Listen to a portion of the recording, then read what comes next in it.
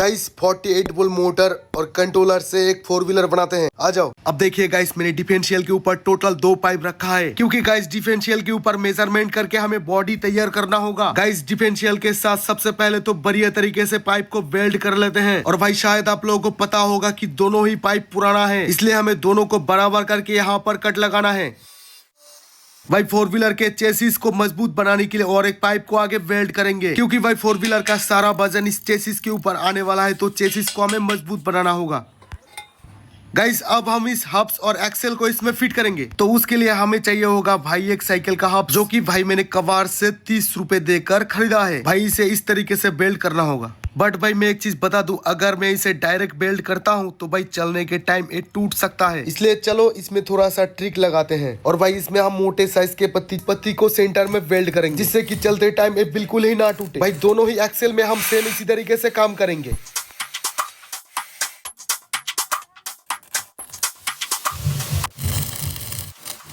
दोनों तरफ एक्सेल को ज्वाइंट कर लिया है। अब चलो भाई इस सेटअप को इस फोर व्हीलर में फिट करते हैं।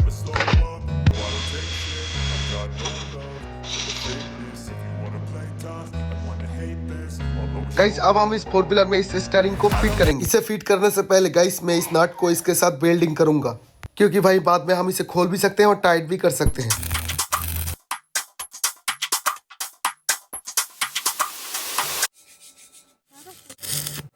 अब चलो भाई इस पूरे सेटअप को इसमें फिट करते हैं।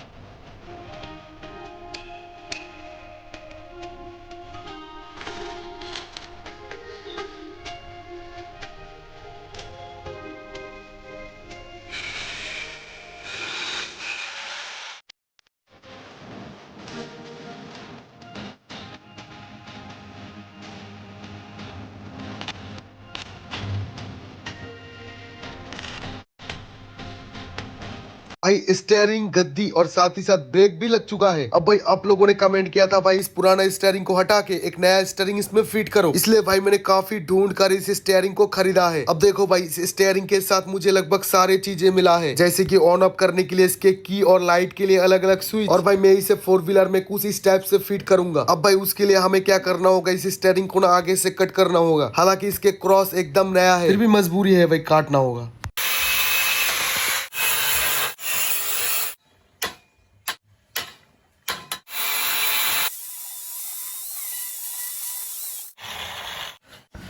अब भाई देखिए, मैं अगर इसे स्टेयरिंग को कुछ इस टाइप से डायरेक्ट बेल्ट करके फिट करूं, तो हम इसे दोबारा कहीं भी फिट नहीं कर सकते। इसलिए भाई इस थ्रेड वाले रॉड को हम इसमें फंसाएंगे, फिर इसको वेल्ड करेंगे। लगता है भाई इससे काम बनेगा।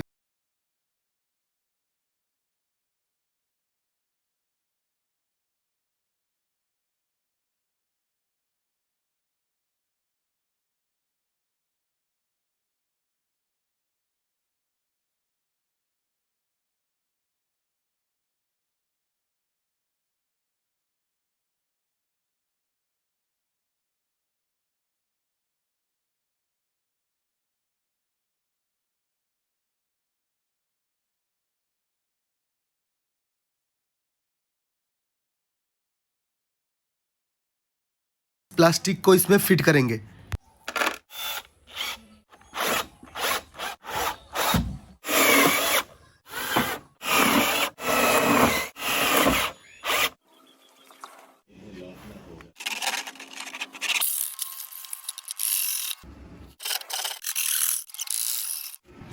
गाइस 4 व्हीलर का काम लगभग कंप्लीट है। अब चलो भाई इस 48 वोल्ट मोटर को इस 4 व्हीलर में फिट करते हैं। आ जाओ।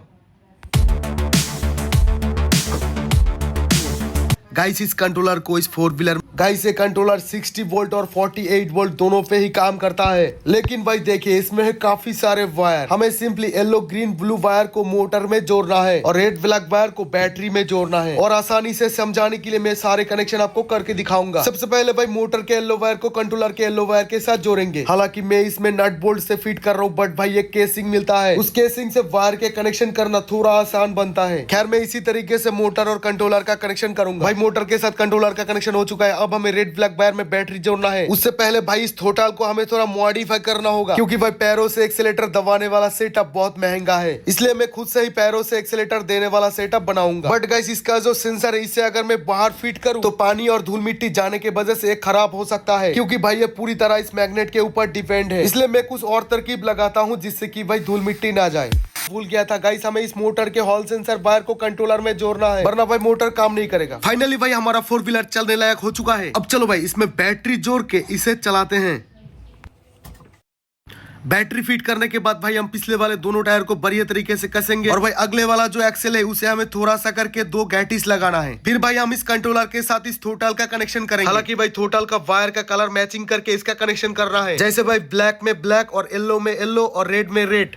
गाइस देखिए लगभग कंप्लीट है और बैटरी भी हमने यहाँ पर फिट करा है। अब भाई देखो ये बैटरी है 12 वोल्ट का, लेकिन हमें इस मोटर को चलाने के लिए चाहिए 48 वोल्ट बैटरी। अब भाई इसमें हमें कुछ जुगाड़ लगाना होगा 12 वोल्ट से 48 वोल्ट बनाने के लिए। तो चलो भाई जुगाड़ लगाते हैं। ये है बूस्ट कन्वर्टर मॉड्यूल, इससे हम 12 वोल्ट को 90 वोल्ट तक इंक्रीज कर सकते हैं। तो चलो भाई इस मॉड्यूल को उसमें कनेक्ट करके 4 व्हीलर को चलाते हैं। गाइस वोल्टेज को बूस्ट करने के लिए हम कोई सा भी मॉड्यूल यूज कर सकते हैं, लेकिन अगर एम्पियर की बात करें तो भाई ये मॉड्यूल 30 एम्पियर तक आउटपुट दे सकता है। और भाई वोल्टेज और एम्पियर को अपने हिसाब से हम कम ज्यादा भी कर सकते हैं। अब देखो भाई मॉड्यूल के इनपुट वायर को मैंने बैटरी के साथ जोड़ा है। देखो भाई मल्टीमीटर में 90 वोल्ट शो कर रहा है। हमें भाई इस आउटपुट वाले प्रीसेट को घुमा के इसे 50 पे सेट करना है। अब देखो मल्टीमीटर में 52 वोल्ट शो कर रहा है। गाइस बूस्टर मॉड्यूल के आउटपुट में अब हमें 2 वायर कनेक्ट करना होगा। आउटपुट वायर को कंट्रोलर के रेड और ब्लैक वायर में जोड़ना है। गाइस हमारा जो वायर है 15 एम्पियर के ऊपर लोड नहीं ले सकता, हालांकि मेरे पास मोटे वायर नहीं था। चलो गाइस इस 4 व्हीलर को चलाते हैं। आ जाओ।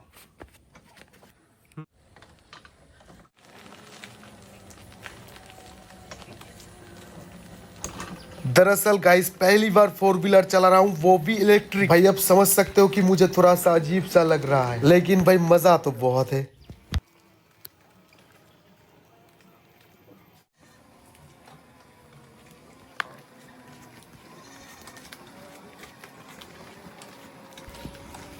और सिंगल 12 वोल्ट बैटरी से चलाने का मजा तो कुछ और ही है। और अगर मैं इसमें सॉकर फिट करता तब तो भाई और मजा आता। लेकिन अगली बार पूरी कोशिश करूंगा इसमें सॉकर डालने की।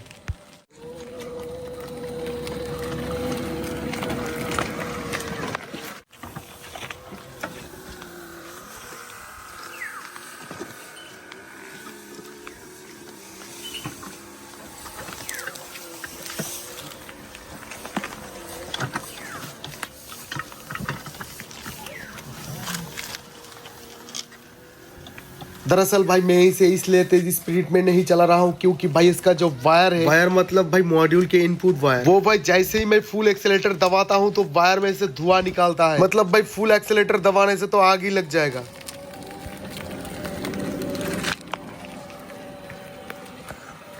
खैर भाई इस 4 व्हीलर को हम पार्ट 2 में और भी अपग्रेड करेंगे। वीडियो अच्छा लगे तो प्लीज लाइक करना।